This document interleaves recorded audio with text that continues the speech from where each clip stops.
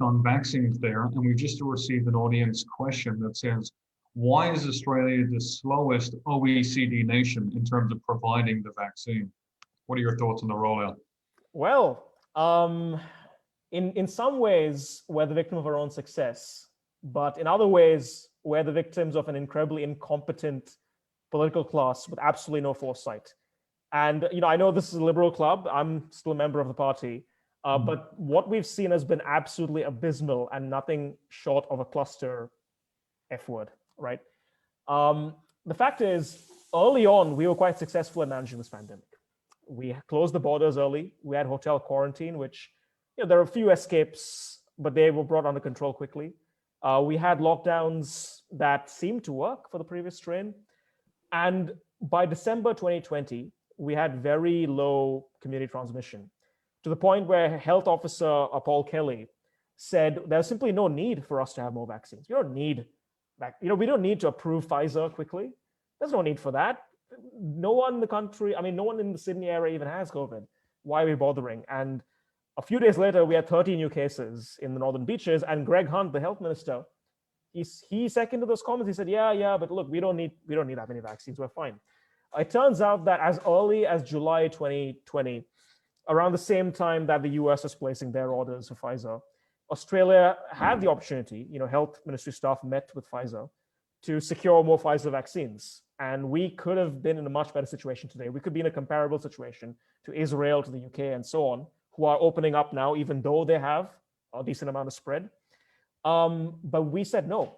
We just didn't see it as a priority. And the decision was made not to invest in many different vaccines, because as we know, at the time, nobody really knew what the extent of the potential side effects would be from the vaccines. Every medicine has some side effects, and these were emergency authorized.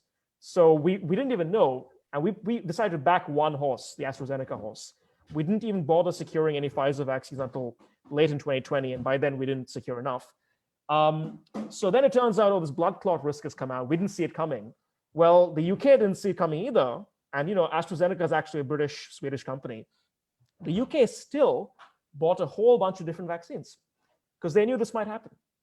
With Pfizer itself, there's a few health risks with Pfizer. There's a myocarditis, a few cases of that. It's rare, but it does happen to some young people. Give people choice, because if people genuinely think that there's a risk that isn't worth bearing relative to the risk of COVID, if they say, look, let me take my chance with COVID, look, whether they're right or wrong, it's their choice. And we're now in a situation where AstraZeneca is available. If people are not going out there and lining up for it as much as they should be, they're waiting for Pfizer, and the government doesn't have enough Pfizer. This is a very preventable mistake.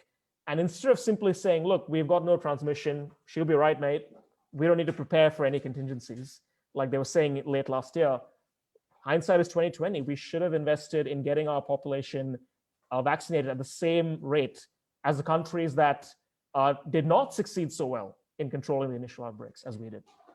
So even if the original elimination strategy were to prove absolutely successful, they still should have invested in the vaccines to vaccinate the whole population, rather than sort of an opt-in, opt-out scenario.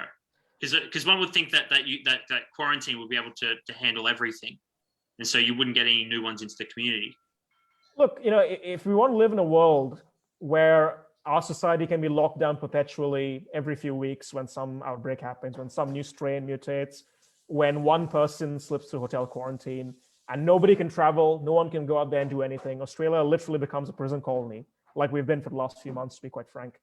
If we really want to live in that sort of horrible, horrific world, and we don't need vaccines, we can keep ruining people's lives and punishing them and printing more money, and eventually Australia will end up becoming a banana republic reliant on foreign aid, because all this money has to be paid for somehow. And eventually iron ore prices are going to go down, and it's going to be harder to pay for it. Eventually, once all the construction workers have lost their jobs and livelihoods, a whole bunch of them will have, unfortunately, might have even committed suicide, as many people are doing during this horrible time. We'll have to go around and pick up the pieces and confront the fact that we've ruined ourselves. Now, with vaccines, I do want to make this point clear. I'm not someone who believes in mandatory vaccination, because I don't like the pre-notice idea the government can force you to put something in your body. I'm opposed to the idea of vaccine passports. let every individual manage their own risk, and ensure that for the vast majority of people who want vaccines and who want a vaccine that doesn't have a significant blood clot risk for them, that they are available. And if you want it, you can get it. And if you don't want it, your risk is entirely on you, and that's fine. And look, keep in mind, there have been states in the US where the vaccination rates are much lower than the national average. So national average about 70%. In some states, as low as 45%. In fact, I think Florida isn't even 50%. They've got no restrictions in place. And yes, they do have a large number of people who end up in ICUs, who end up in the hospital. Many of these are people who refuse to take the vaccine. And I look at that and I say, well, that's really sad. But you know what? You had a choice and you chose to take this risk. So as sad as it is, at least you can look in the mirror and say, I did this to myself. What about the people who are stuck right now in lockdown, who don't have any agency, no ability to manage their own risk, who can't access the vaccines that they want? The ones who have got the vaccines, have been double jabbed, they still have no agency. They still can't choose to go out there and live their lives normally. I feel sorry for them. I feel sorry for anyone who is in a position where they have no actual choice except to be in this sort of position. And I think we need to move away from this idea that the selfish people are the ones who oppose lockdowns. No, the selfish people are the ones who want all of society to be shut down so they themselves can feel safe.